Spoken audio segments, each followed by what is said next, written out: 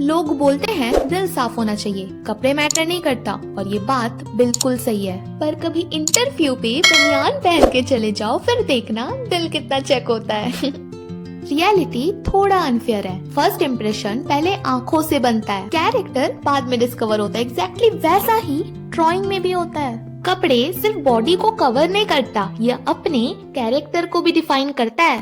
Of course लड़कियों की character कपड़ों से ही तो बनती है।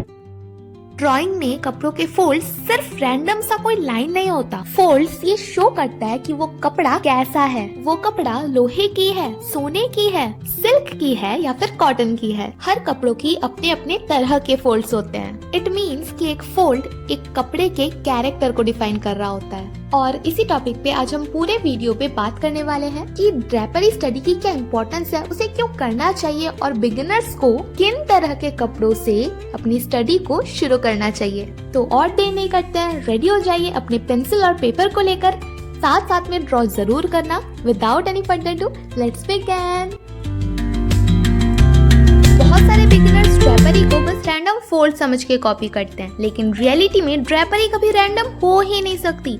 हर फोल्ड्स के पीछे एक बड़ा रीजन होता है। कभी ग्रेविटी उसे नीचे खींच रही होती है, तो कभी फैब्रिक कॉम्प्रेस होके छोटे छोटे रिंकल्स क्रिएट कर रहे होते हैं। एंड बिलीव मी, जिस दिन आप इन फोल्ड्स को कॉपी करना छोड़ के उन्हें समझना स्टार्ट कर दोगे, उस दिन आपकी ऑब्जर्वेशन नेक्स्ट लेवल पे चली जाएगी।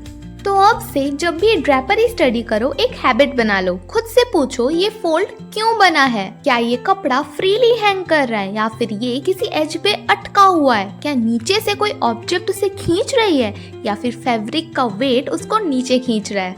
जितना आप इन क्वेश्चन के आंसर ऑब्जर्व करोगे, उतना ही नेचुरली आप फोल्ड्स को ड्रॉ कर पाओगे। And remember, don't draw what you think a fold look like, draw why that fold exists. अगर आप बिगिनर हो तो मेरी एडवाइस होगी कि शुरू में कोई शाइनी सा कपड़ा मत स्टडी करो। सबसे पहले एक सिंपल कॉटन क्लॉथ या फिर मीडियम थिकनेस वाला कोई कपड़ा स्टडी करो।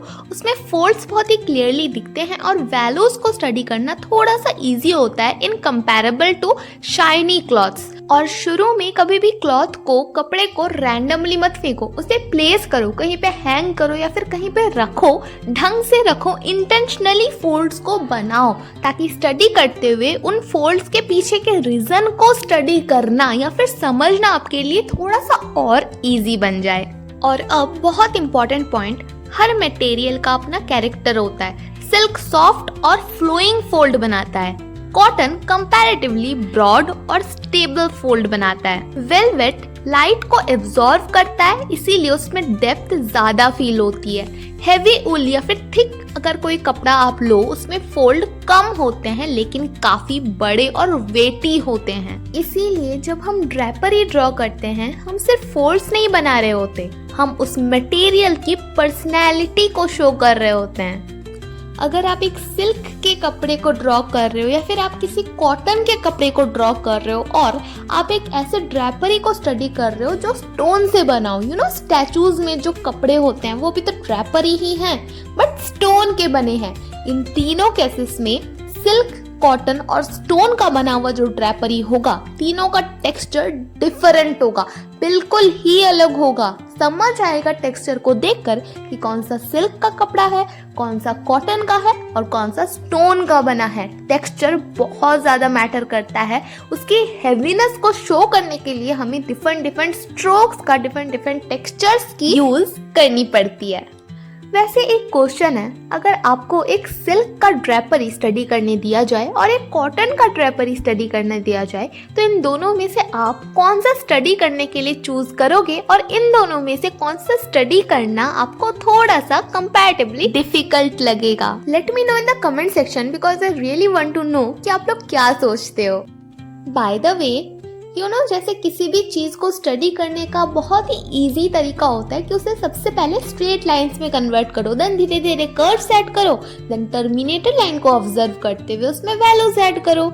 ये इजी तरीका होता है क्योंकि स्ट्रेट लाइंस को ड्रॉ करना एज कंपैरेटिवली कर्व्स को ड्रॉ करने से इजी होता है। But what the fact is कि अगर आपको ड्रॉ करना एक बार आ गया तो सामने क्या है डजंट मैटर, आप सारी चीजों को बहुत ही इजीली ड्रॉ कर लोगे।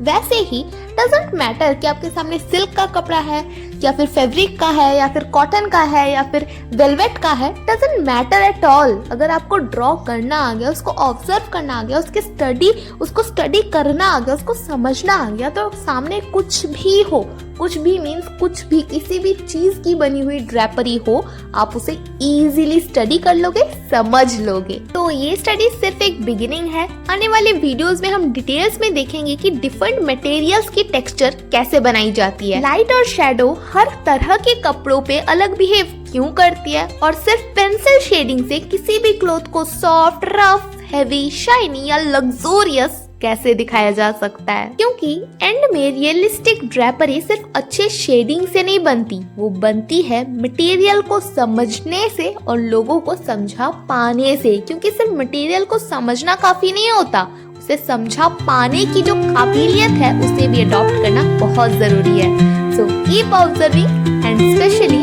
Keep practising.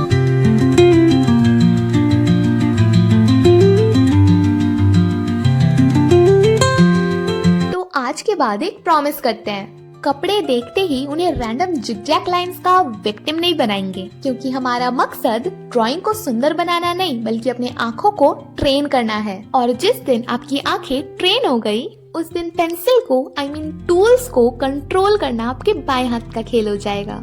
एंड वेट, जाने से पहले कमेंट में एक कन्फेशन छोड़ जाना कि as a beginner and as an artist आपकी सबसे एम्बैरेसिंग हैबिट क्या थी, स्पेशली अगर इस सेशन को अटेंड करने से पहले आपने ड्रेपरी स्टडी की है।